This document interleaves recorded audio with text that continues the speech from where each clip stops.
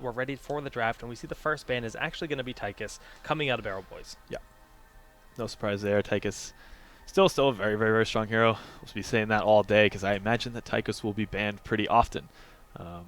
So not a whole lot to say there. Some of the more hero-specific picks that we might see on this map, mobility is very strong.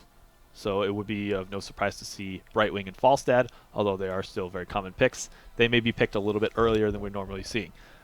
Arthas, I think, is possibly a bit stronger than Stitches on this map, just because the area of effect that he has with his Frozen Tempest.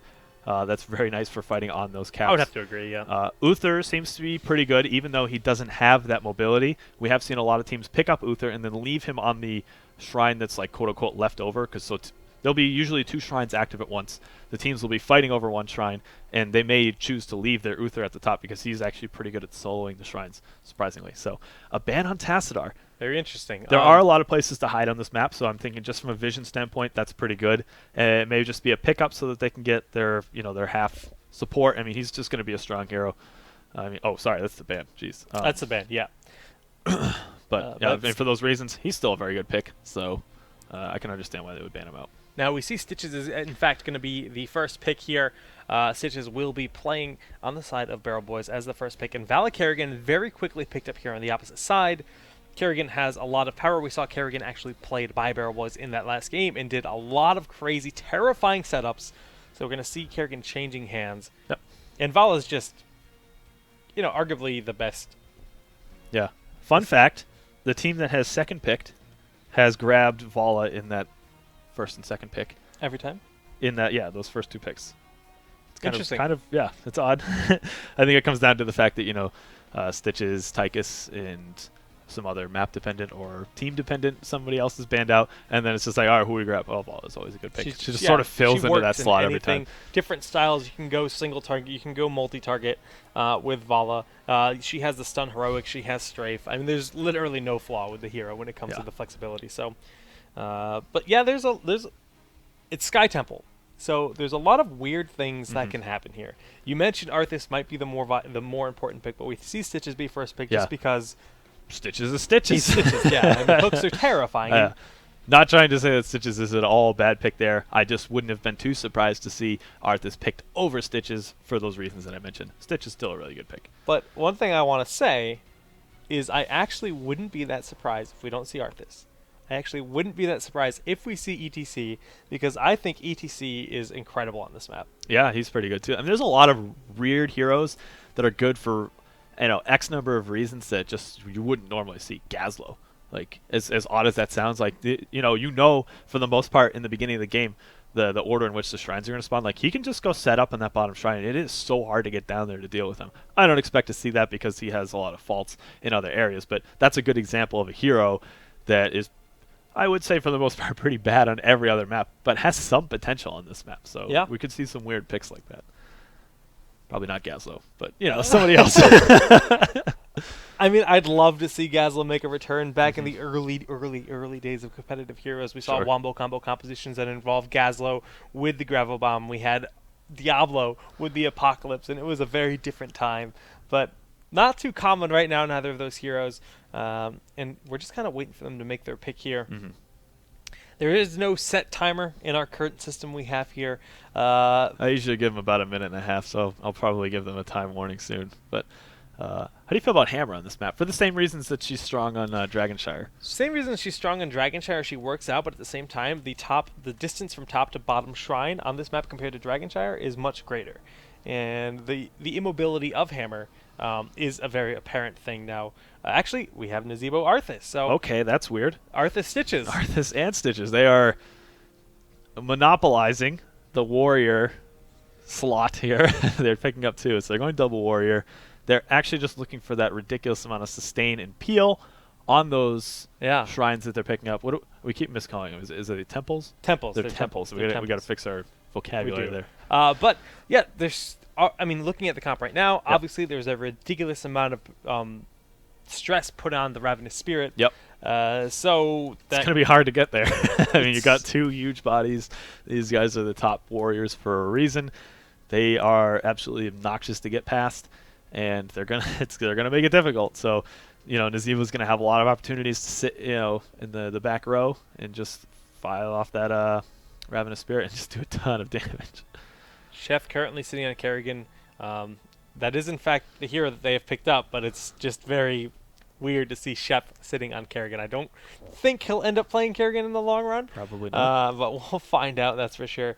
Now, at this point, they have no reason to pick up a tank yet because there's already 2 tanks in the enemy team.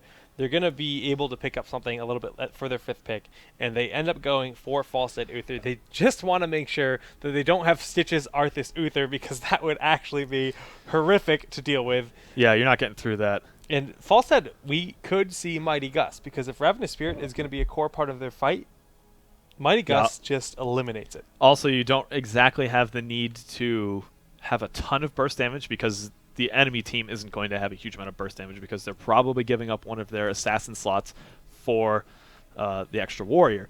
So their damage output's not going to be super crazy. You may be able to just work with some positioning, sustain type play, use Mighty Gus to deal with the Nazebo. I actually like it and wouldn't be at all surprised to see Mighty Gus in this map. It pushes people off of the tributes. You can make crazy plays down by the boss. We'll probably be talking about that in pretty high depth because that's actually very different from where the boss is positioned on many other maps. And we do see a Hammer Rhaegar. Yes. Now I'm saying yes because Rhaegar is actually my favorite hero in the game. I just love playing that wolf beast. And hey, Hammer's my favorite hero. Oh wow, we really like Barrel Boys. They're all right. Fan service here for the casting pair. And no, this is actually really, really interesting because the cool thing is when you're fighting over these shrines, it's a lot about sustainability. And Rhaegar is actually a very strong hero. We've seen this in EU a lot, and we have seen it here in North America a bit. But when you go double tank and you pick up Ancestral Healing, you have this team that's darn near impossible to kill. You picture Arthas with ghouls, Army of the Dead, healing himself, and then Ancestral Healing going down on either Arthas or Stitches. We're going to see probably a full damage build out of Stitches. I think we'll see a very slam-oriented build. Now, not that Ancestral Healing is bad. I really think that we'll see a more aggressive style out of Stitches because he's already hard enough to kill. So I wouldn't completely rule out Bloodlust here. It's Hammer, and then it gives you the extra DPS that you're lacking.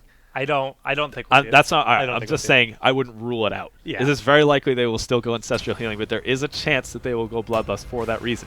If they feel when they get to that point in the game that they need more damage output, that may be what they go with to make up for it. It's true, but it's going to be interesting. I personally think we're going to see the Healing Ward. We're going to see the shielding on the lightning shield, make it Earth Shield rather at that point, and the very sustained heavy style. But I mean, again, we haven't seen Rhaegar in so long, except for the one game earlier today. It's hard to say what we'll see. I was actually so excited about Rhaegar. I don't even know what the last pick was. Tyrael. Okay. That's primarily, I'm guessing, for a Nazebo, a way to deal with Nazebo, because they're like, okay, we need someone who can leap really far over their front line to deal with him if they have vision of him, of course. So that's something to keep an eye out for as the game progresses. But that said, let's get into the introductions here. On the blue side for Cloud9 Vortex, we have C9 Sheth playing Uther. Rarjar is going to be on Vala. iDream will be playing Kerrigan this game. K1 Pro on Falstad. And to round it out, we have Bobby Hank Hill on Tyrael. And on the other half of the map, we have everyone clumped in the middle right now. Trumbull will be playing Witch Doctor. Fan will be on Sergeant Hammer. Blinks will be playing as Arthas, or excuse me, as the Wolfie here hiding in the back. McIntyre on Arthas and Curse Fury on Stitches. Rhaegar, again, a hero that we don't see a whole lot of, but he has a very cool kit. He has chain heal, so he heals 3 targets with his heal. Healing ward can go down. That's a level 1 talent, which we did in fact see picked up here. And we're going to see Bribe on the other half of the map. So pretty standard talents across the board. Not really a lot to talk about there. It's all pretty normal stuff. But the Rhaegar is... He really fell out of popularity when Healing Ward was getting hit by him. Yeah, it's surprising how much that change affected him, So we did see both teams sort of run up for that watchtower. We are going to see them continue to contest that, and we've probably been driving this point home on all the other maps. Like, guys, don't do this when you're playing ranked matches. It's really not that important. It kind of is important on this map. Yes. It really is. Like, it controls the complete path between top and mid lanes. Also, when those shrines spawns, which is going to be in 30 seconds at top and mid, it gives you so much vision about like how to approach that. We do see McIntyre is in quite a bit of trouble here. He should be able to get body blocked out. Nope, they don't decide to commit to it, but that was a pretty scary situation. I mean, Chef was taking so much damage from those towers, he had to back up there. So nice aggression, but it ended up being kind of an even trade in terms of the amount of damage done. And right now, there's no one soaking bottom because it looks like K1 Pro had to back as Curse Fury got, I guess, a huge hook. We happened to miss that during the other action. Now K1 Pro is going to soak this to try to catch up in that sense, and he can just fly up to help contest these towers. Sure. But the bottom or the middle and top temples have spawned. Yeah, so we are going to see a pretty nice advantage positionally for Barrel Boys here because they have that vision and they have a very nice setup in those bushes just outside this lane. And we see that Cloud9 Vortex has opted to send a couple people. They're still containing soak on that top lane. Interior is going up to try to cap this top as well. Barrel Boys has sent up a couple people to deal with this. So very different strategy than we're used to seeing, and iDream seems to be under a bit of pressure here. Yep, iDream gets blown up right quick. The rotation was there from Barrel Boys, and they managed to continue to hold mid for a bit, but they have lost that for the time being. Now that they have taken the top one, they're leaving the Zebo at the top temple, and they rotate down to maintain this middle one. Presently, they're holding both of them, and that's really nice. But the rotation is here for Cloud9. They're going in, Chef in the front line, throwing down that stun. K1 Pro in the back, just trying to zone Hammer out a little bit. Rarjar trying to get off as much damage as he can, but now it's a 4v3. As I say that, though, we have all 5 members here from Cloud9. Kerrigan going in, Ashley has just respawned. McIntyre barely living, and Venom goes down. That's going to be a kill. Big pick up there. Curse Fury taking a lot of damage, but with Blinks there, he's going to be able to get out just fine. Top Temple has used all of its charges. See the damage done here. The tower actually survived there. Yep. So we're used to seeing that that fight it didn't go well for them, but they were able to cap the entire top shrine for it. So they didn't obviously want to lose anyone for it, but they still were able to, sort of call it even, I guess. Yeah.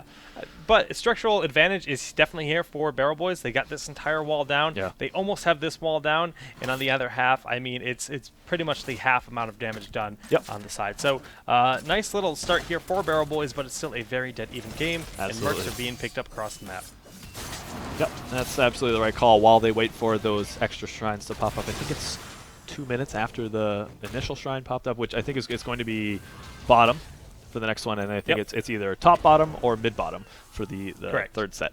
So the teams are well aware of how these rotations work, and you're going to see them appropriately rotate and have pressure in those lanes. And it looks like Fan is definitely caught out of position. He's going to get stunned by the Impale on Kerrigan, and that is going to be a death for the Hammer player on this side. That's 2-1 kills right now for Vortex, and that gives them a pretty sizable experience lead. Yeah, just a nice little rotation. They're going, straight through the boss. Now this boss, of course, is very dangerous to take, but you can just rotate under there, as we saw, and iDream just was able to blow up that Kerrigan, or blow up that Hammer as the Kerrigan, landing that perfect combo. Right now the game is just kind of normalizing both teams very even, and we can take a look at the talents. Yes, absolutely. So we do see the cleanse on Uther.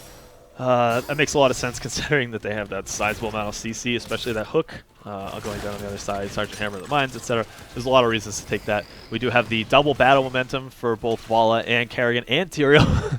Triple battle momentum boys here. We have the pretty standard Falstad build with the Gathering Power and Boomerang. That's just like a lot of burst damage. That in itself sort of points to him not taking Mighty Gust. But we'll see. That's true. See. Especially when you have Tyrael with Judgment, maybe it's not as crucial. I don't know if we're going to see. It's almost absolutely that they're going to go into Lens Blast here. But Sanctification might actually be an option, so we'll see what Tyrael ends up wanting to do. To sort of deal with the Ravenous, I guess, to sort of cancel it out. This heavy front line, too. Yeah, has that's a good point. Interesting points with it. But a lot of damage going down from the Kerrigan, just pulling in Curse Fury. They throw down the stun from Uther, but he's able to back on up. His team does zone him out. Falsehead in the backline, putting the aggression on, forcing him back here. He's going to probably just tap the wall and make his way back on in. That's exactly what is happening. We can see all the members here are very low on the side of Cloud9, and they're going to be just kind of body block in here. The frost goes down. We see the fan getting blown up, but is it enough? First aid goes off here. Bobby Henkel is very, very much cut off from the rest of his team, and he's going to end up falling. He's the one member that falls here, and the shrine is going to be picked up with the 1-kill advantage here by Barrel Boys. Now, Falstead hearthing back. He's going to fly back in as he can. They can try to reclaim this, but right now, all they have is these Knights doing work in the top lane, but so much damage being done to their bottom fort. A lot of that last fight actually came down to the positioning that Falstead was in. He was ready to catch people as they were leaving the shrine area, but the fight, because he wasn't in there dealing with auto attacks and his ability damage, they just didn't have the DPS output to deal with the 2 frontline tanks. And since they couldn't really push them back sufficiently, you just saw Barrel Boys sort of move in, shove everybody else out, and then Falstead was like, oh, I was sort of waiting to catch someone as they were leaving here, but we didn't even get into that position, so it didn't end up working out for Vortex. I guess that's sort of a greedy play. Yeah. I mean, if it worked out for them, they probably would have gotten a couple pickoffs that they wouldn't normally have gotten, but you have to assume that you're going to sort of win this haphazard 4v5 to start, so interesting strategy. I'm not sure I agree with it. Well, the Judgment Shock and Out combo is there, followed by the Zombie Wall. The Primal Grass goes in, but the Essential Healing is there, and Curse Fury at the last possible second. Bobby Henkel now in a rough spot. We see the Army of the Dead has been used here. Liquid Chef gets pulled in by Stitches, and they are in full retreat mode. They did get that 1 kill, and if no one dies here, it is going to be a win. They do have a slight experience advantage, but the structure advantage is very much in favor of Barrel Boys right now. Yeah, and we did see that they ended up grabbing that Ancestral Healing to good reason. Kept Curse Fury alive, and that really was what allowed, oh my gosh, the pickup on Trouble. The hook too. Yeah, that was good. Picking up Trouble. They pull Curse Fury back. That's potentially going to be a kill. Now the heal was there from Stitches. He just bites them and gets the heal. Bobby Henkel goes for it, backs on out with his sword. Yeah, that was a pretty nice pickup there from iDream. They knew they were able to scoop him back across the gate, and then the follow-up stun from the Hammer of Justice on Uther was what they allowed to just barely squeak out that kill. There was a heal coming in from Rhaegar, but it just wasn't enough when you consider the DPS coming in from the Envenom, and we did see Stitches fall there. So in a matter of about a minute and a half or so, I would say that C9 Vortex has all of a sudden flipped things around. And we actually didn't even get a chance to talk about Mule at all during the draft. We just completely blanked on it. There was no Mule. No Mule at all. I think we mentioned it, and we mentioned it before the draft. At the very start, yes. Before the draft. So we should probably pay a little bit more attention to which teams are picking up Mule, because it is a big deal. But I mean, the fact that neither team picked it up is sort of it's a moot point. But that really is going to point to whoever keeps map control during this this game here is really going to be the winner. Like there's no getting around that. If you have the control of the shrines, that's going to win. So we're going to see the teams fight very aggressively for this. If they had double Mule, they can give up some places here just to extend their experience lead and keep their structures alive. And we do see the Tyrael diving in. Judgment Shock and I'll go down with the Essential Healing. Is there Healing Fan to full? So 2 heroics get traded out by 1. The Ravenous Spirit is doing a lot of work, but so did Strafe. McIntyre is the first one to fall. The hook goes down on Bobby Henkel, and the Gorge is there. K1 Pro just barely getting on out. That mine potentially looking to chase, but the Tyrael is picked off when he gets popped out of the Stitch's belly. 1 for 1 right now. Rarjar sitting on that shrine, but he is all by himself, and he needs to get out of there. The hook goes out. He manages to dodge it, and right now K1 Pro, Chef, they're all very low. K1 Pro is going to be hearthing back. They're giving up the shrine. Bottom shrine has been neglected during all of this. Poor bottom shrine. Yeah, I wasn't expecting the fight to end the way it did, especially after Hammer survived. That was a lot of their, the oomph in their initiation for their team fight. Tyrael diving in and getting a ton of damage in on that Hammer player. But the Ancestral Healing was really nice. So I was expecting Proud Boys to just completely clean up that fight. C9 Vortex appropriately backed up and sort of zoned them out a little bit. They were able to pick up that kill on the Arthas, who probably was end up walking a little bit too far forward to try and make sure that they were able to keep them on lockdown. So Vortex did a nice job realizing the situation that they had and said, okay, yeah, we just spent a lot to get the kill on Hammer. Wasn't going to pan out, so let's just back up for a second, and ended up in a trade in there, what could have been a really bad situation. Now Stitches is going to be coming down here. There is a big party bush waiting for him, and they're just going to turn around, not going for him at all. They want Trumbull. That's an easier target to pick it off, and he does get really low, and he does in fact fall there. The Divine Storm did a lot of work. We see the Ancestral Healing being used to great effect once again. iDream, the cast aside makes a spot for him to get out. He dives over to Fan, but he ends up falling. Anyways, Ancestral's going to be on cooldown here. Everyone is very low on both sides, except for Blake's. The shock and the Hinterland Blast, if you will, goes down, and they manage to pick up that Hammer. Gorge, Curse Fury sitting here with something in his belly. The C9 Chef going to end up falling here. And that's, again, every single temple is going in favor of Barrel Boys right now. Yeah, they're doing a really good job. And I mean, if they continue to play this way, even if they don't manage to get the kills here, it's all about this map control. If they get that structure damage down, there's absolutely nothing that Cloud9 Vortex can do to survive it. They have no mule. And we're going to be stressing this the entire game. And we can see the state of things in terms of their structures. Barrel Boys still has a fort up on their side of the map, too.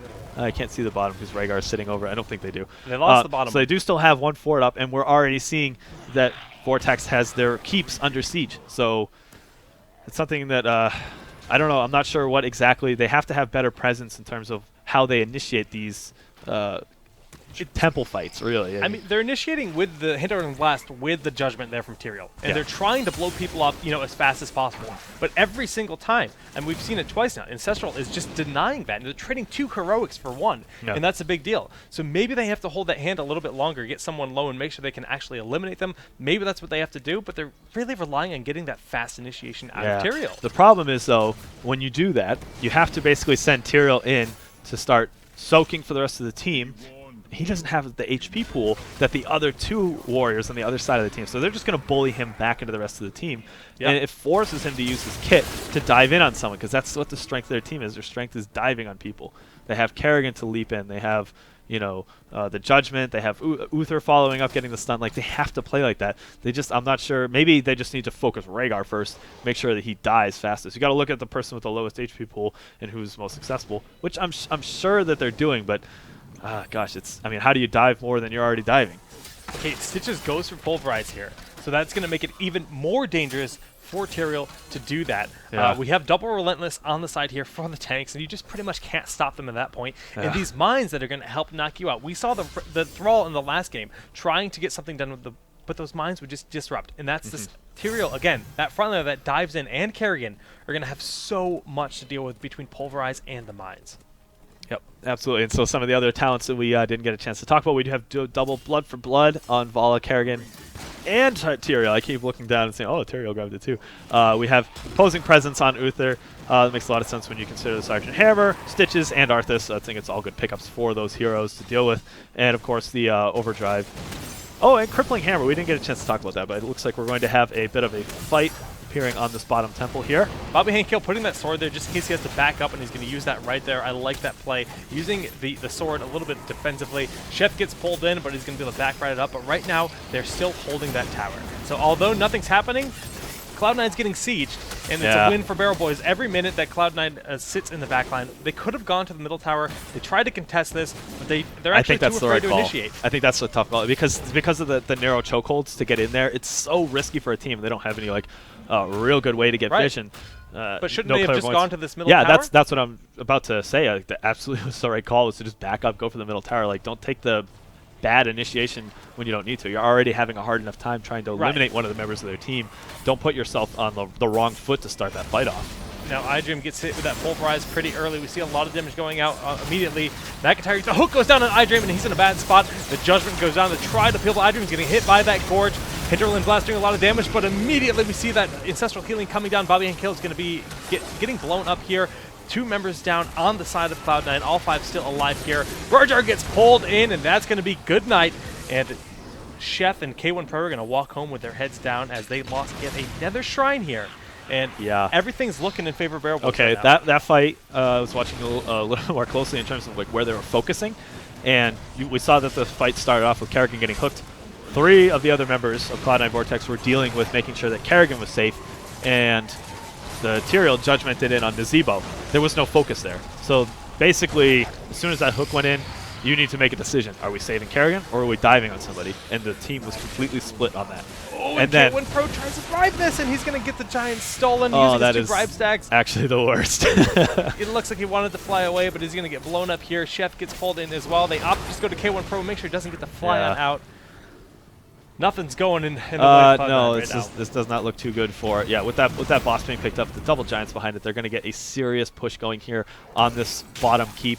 And I mean, they're going to have map control, so probably when this push is done, there will be a shrine available. This will allow them to get even more siege damage going on one of the other keeps as well. So not a good spot at all for Vortex. No, and they've got the giants here. They've got the boss pushing as well. And like you said, I'm okay with this. They just back up. Yep. Because it only takes 1 complete temple to kill the core when you're only hitting the core. That's so strong. Like, any damage right now that happens to the core is probably not going to be all that impactful. It's nice, but why not just back up, make sure that you have control of the rest of the map. And it's an unnecessary risk to push in like that too. So, yeah, they're just cleaning up these guys here. Now, just taking a look at the talents once again, let's look at Rhaegar's build, because Rhaegar is kind of an uncommon pick right now. We're seeing full-on utility and healing. So Healing Ward at level 1, Farsight at level 2, not going for anything aggressive, opting for Earth Shield at level 7, Ancestral Healing at... Oh, we have an initiation here. The Hinterland Blast does hit Curse Fairy there, and they managed to pick up a kill. This is what they need. Wow. 2 kills. Going for that third, but right now the Ravenous Spirit is doing a lot of work. It's still just kind of going down. Bobby Hankill barely surviving. C9 Chef backing up as well. It looked like a really, really, really dominant start, but at Kerrigan was picked up as well, so it's a 2-for-1 in the end. The Ravenous Spirit, big part of the story there. Yeah, they didn't have a way to deal with that. If they had, that would have been a clean fight for Vortex. As it is, they still ended up picking up a 2-for-1, so definitely a step in the right direction. Does this give them the map control for the Shrine, though? They did all have to back up. They will be able to contest it, but they won't have the footing, the defensive footing, right? So this is going to give Barrel Boys some time to set up, get the positioning all right, and then basically Tyrion's going to walk into the situation and say, who do I judgment? Yeah. You know what I mean? Like, Rhaegar's down. That's a big thing to say. That is true. There is no Rhaegar. They don't have to worry about that Ancestral, so when they decide to burn a target, that target will fall much more easily. McIntyre getting picked off here, and he's going to get blown up. They can see the strafe going down, and fans just going to be getting right on out of there, and they do need to make sure they grab this temple, and we'll see Barrel Boy just backing up and grabbing their knights. Sure, yeah. There are some Giants that are sieging at the core. I think that Kerrigan has gone back to deal with that. Something that's probably going to get cleaned up by the creeps anyway, but it does require their attention for the time being. They still have control of the Shrine. That's a good place to start for them. Barrel Boys is about to hit level 20, which we used to make quite a bit more of a deal about because of Resurgence. That being out of the picture, we're going to probably see Bolt of the Storm on Stitches. We do have another fight brewing up here on the top temple. Now, with the Rhaegar here, Ancestral Healing is an option again. So we see that going down on Trouble, and immediately Ancestral Healing is the response. Chef hits the Divine Storm on 2 members, backing up, managing to stay alive, but that Ravenous Spirit doing work, and they eliminate Trumbull before it gets able to do too much damage. Cast aside, putting Fan in a weird position. The stun from Chef is there. Storm Shield goes down because level 20 has been attained, but is that advantage going to be enough? Primal Grasp here. We have the Maelstrom from Kerrigan, diving onto Blinks, cast aside, knocking him back. They pick up the kill, and that's going to be a full team pickup at this rate, as they're going to be able to pick him off. McIntyre has respawned to try to get Curse Fury out of this, but I don't know if it's going to be enough. Oh my gosh, what a fight, really. Wow, they're really going to be able to turn this around? iDream is too far. Oh, the stun is there, oh and it's enough for iDream to live. He's backing up. He's trying to get out of here. We see Army of the Dead being used. iDream going back in. He gets his self-heals. Is it going to be enough from stay aside? Cast side knocking McIntyre back. This is actually just huge for Cloud9. Getting this team kill. They managed to catch up, hit level 20. Bobby Hankill has to fall back. He's so very low. He has no mana. Oh, the heal from Shep is at the last second. That's absolutely massive. This is huge. This is huge. Okay, so they're able to go and make sure that they cap that top shrine. We do see Falstead flying up there. And I imagine they're probably going to rotate down and take both of the giant sets on the bottom lane so they can apply a lot of pressure. What's the time left on the golem? The golem is going to be available in 44 seconds. So absolutely, right after they take those, and they should have a good amount of map control, they may be able to zone them out and take that golem. That's going to be a huge amount of pressure that's going to be put on that bottom lane there. And this could be exactly what they need to turn around this game. It's still possible.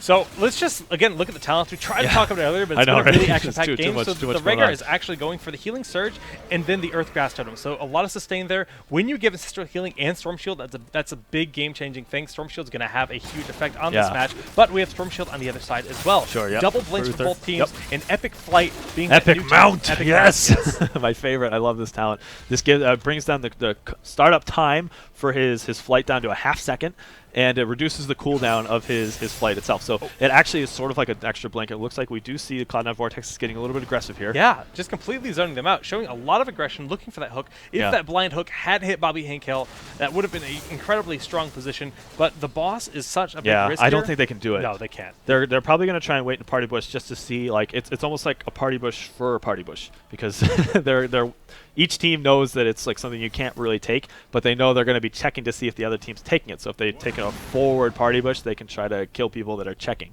It's this really weird advanced meta that has popped up because of the position that this boss is in. It's it's so risky. It's really tight quarters. It's between lanes. It's very easy to get access to. So if you try to take it, the other team's probably going to know about it, especially at this high level of play. So. I like this play by Bobby Hankel. Farsight goes down from Rhaegar, and he floats down, trying to like say, hey, look, we're in the bottom lane. Yeah. Whereas in the meantime, they're actually kind of spread all over the map. Right now, Nazebo just kind of defending these mercs, and we have the middle and top shrine spawning here.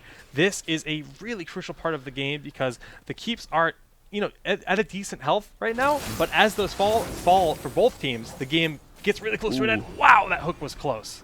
All right, so one thing that's actually going to change quite a bit for the initiation of Vortex here is the extra range on Judgment. That's the level 20 upgrade. He gets 50% extra range and much shorter cooldown. He already has battle momentum, so this is going to be possibly able to be casted twice in one team fight. They're coming in from the backside. The cast side goes down. They tried to pick them off at the last second, and they do just that. Strafe getting a lot of work done. The hook goes out, and he actually manages to vault out of the way.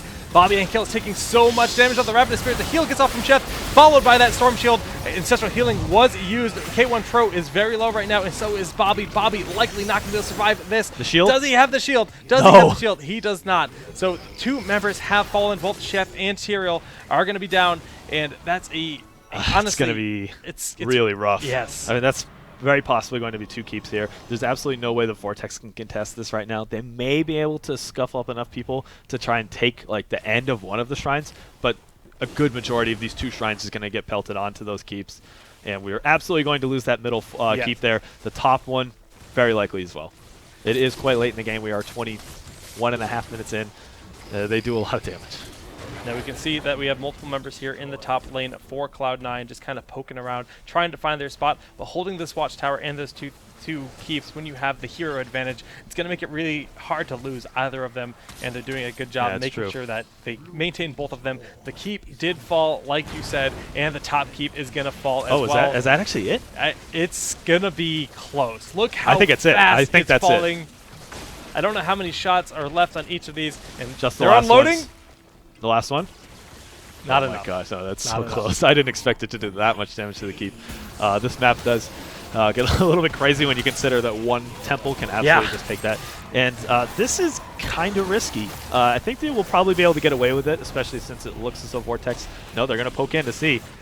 And you see them appropriately backing up. They say, it's taking us a little bit too long to try and grab this. And we do see Vortex is poking at it just to try and make sure that it doesn't leash up its HP back. As soon as it dies, the hook's going to come out.